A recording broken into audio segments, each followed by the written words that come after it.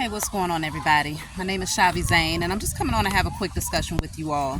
I'm just outside with my children, having a good time, enjoying the weather today. Finally got some sunlight out here. But I want to talk to you all about the importance of loving on yourself in spite of others. It's very important to realize that people are guaranteed to disappoint you. They're guaranteed to let you down. They are guaranteed to make mistakes. And this is one of the reasons why it's so important to find your own internal peace, your own happiness, and to find your own passions, things that you're passionate about. Because people have things that they go through, and quite often, if they're not the type of person to fully vocalize what's going on within them, or they have a hard time communicating certain things with you for whatever reason, it's easy to misinterpret and to assume that it's a direct reflection of you, or whatever it is that they're going through. The reason why they've withdrawn has everything to do with you, or you don't want to blame yourself for other people's mishaps or for other people's emotional withdrawal. I guess that's the best way that I can put it. But this is why it's so important to go on a spiritual journey and to do the shadow work, because you will come across relationships with people where, you might get your hopes up. Things might go well initially or for an extended period of time, and then you find that things can dwindle off. People do grow apart. People do come into a realization that something is just not for them, and that's okay. That's all a part of this journey. And the beautiful thing about healing and transforming is that you constantly remind yourself that there's infinite possibilities out here, especially when it comes to relationships with people, whether it's romantic or otherwise. There's infinite possibilities, okay? There's no shortage of people out here in the world. And depending on how open your mind is, you are guaranteed to attract your soul tribe. But sometimes it can become a little bit discouraging depending on where you are in your healing journey if you do not recognize that you're going to be disappointed. Things are not always going to feel like cherries and gumdrops and, like the sun is just shining down on that relationship or whatever it is that you have going on. You're going to have hiccups in your connections. And the most important part is communication. I always tell people, say whatever it is that is on your heart, because at least you can walk away from a situation knowing that you didn't withhold anything. You don't have to kick yourself later saying, wow, I wish I would have said this. I wish I would have at least let this person know how I felt in regards to that. Or I wish I would have opened up to them about why I withdrew. As long as you put yourself out there, you speak your truth, no one is left in the dark. And then you leave it up to that person to decide whether or not they want to reciprocate, whether or not they want to continue to build with you. And sometimes, let's just face the reality of it. Sometimes you might find that people may decide that they don't want to build with you. They may decide that you're not the one for them, or vice versa. And this is why self-love is so important, because their decision to move into a different direction or to withdraw from you, it has nothing to do with you. It has nothing to do with whether or not you're good enough. It has nothing to do with whether or not they see your value. Because at the end of the day, it doesn't matter if they see your value. The whole point is, do you see your value? Do you recognize what you have to bring to the table?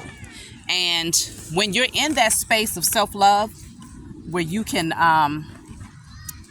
value yourself in spite of others not fully seeing your value, then you know that you have most certainly made it on a different level with it, is what I'm saying. You're on a different level with it, because at that point, no one has the authority to determine your emotions, your mood from one day to the next. No one has the authority to play yo-yo with your feelings and to say, okay, well, let's just say they're not feeling you today, but they're feeling you tomorrow. So today you're going to be disappointed and tomorrow you're going to be happy. That's not how it's supposed to go. That's how you know, if you find that you're in that type of situation, you know that there's more work to be done on yourself when it comes to self-love, valuing yourself, okay?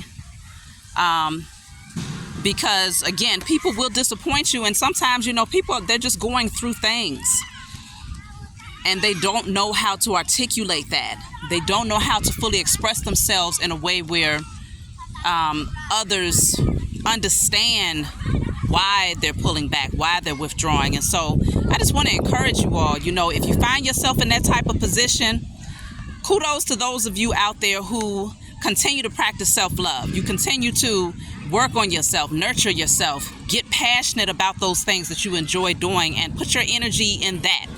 And continue to realize that, okay, if that person is not the one who's supposed to be my friend, my lover, my companion, my business partner, then it's like, okay, you give thanks to the Most High Mother and Father that you didn't waste too much time, because time is highly valuable. And so a lot of times we come to realize, especially when you look back at old connections that you might have had, right? You look back and you realize, wow, you put too much time and effort into something. And sometimes that's one of the determining factors that keeps people right where they are, is time. You say, oh, well, it doesn't matter how toxic it's been, but the amount of time that I have invested, the amount of emotions that I have invested. And when you look at that timeline, that makes you feel like you have to hold on, because it's like, I don't want to feel like I wasted all that time. Okay, I spent 7 years with that person, so why would I just walk away now? Well, it's a whole lot of reasons why you would walk away now, because if it's an unhealthy dynamic, then you're limiting the possibilities on when it comes to your happiness and your forward movement when you hold on to someone just because you put in a certain amount of time in the past, though, because remember, you can't get that time back. But what you can do is open up the door to utilize the time that you have now and moving forward in a way where you're spending it with someone who's in alignment with your vision. You're spending it with someone who values you and someone that you can grow with. So remember, it's infinite possibilities when it comes to everything. It's a big world out here, okay? And so, you know, I feel that when we go through the spiritual journey, let's just say before you awakened, a lot of times, I'm talking romantically specifically right now, a lot of times you might find that you had a certain type. They had to look a certain way. They had to be a certain skin complexion. They had to have a certain height. They had to have a certain swag, certain financial bracket, whatever the case may be. You might have had certain requirements that was very superficial. But once you awaken and you heal, you find that your options become that much more expansive, because you're seeing people from a spiritual perspective at that point.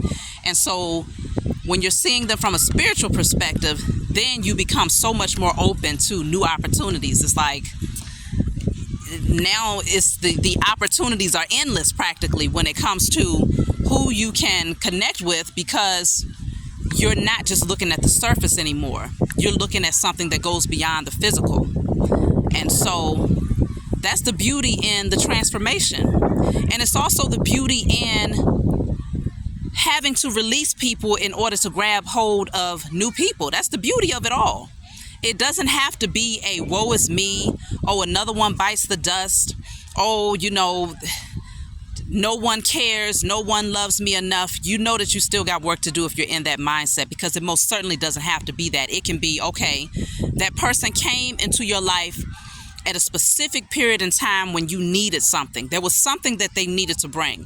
Even if it was to trigger you into feeling that that emotion of abandonment, so that you can go within and say, okay, I still got a little bit more work to do. Or to trigger that feeling of not being worthy or enough. If they triggered that emotion in you, then it's like, okay, let me go ahead and get on top of clearing out my energy. Because you have all the tools that you need. And so, of course, if there's anyone out there who feels like you're in that situation, but you don't know what to do, you can always email me. My email will be in the description box below. But I feel like many of you are very well aware of what you can do on a spiritual level. And so I just want to encourage y'all, keep going, stay positive, and recognize the infinite possibilities on how you can attract beautiful relationships into your life. And the ones that are not meant to be, you can freely release them without feeling less valuable or feeling as if you're not enough because something did not work out. It's okay.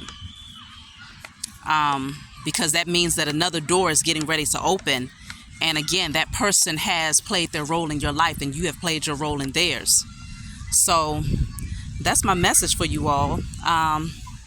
I love you. If you want a private reading, email me. If you want to order my cards, my tarot services, whatever the case may be, just email me and I'll talk to you all next time. Leave a comment below if you find that this resonates with you.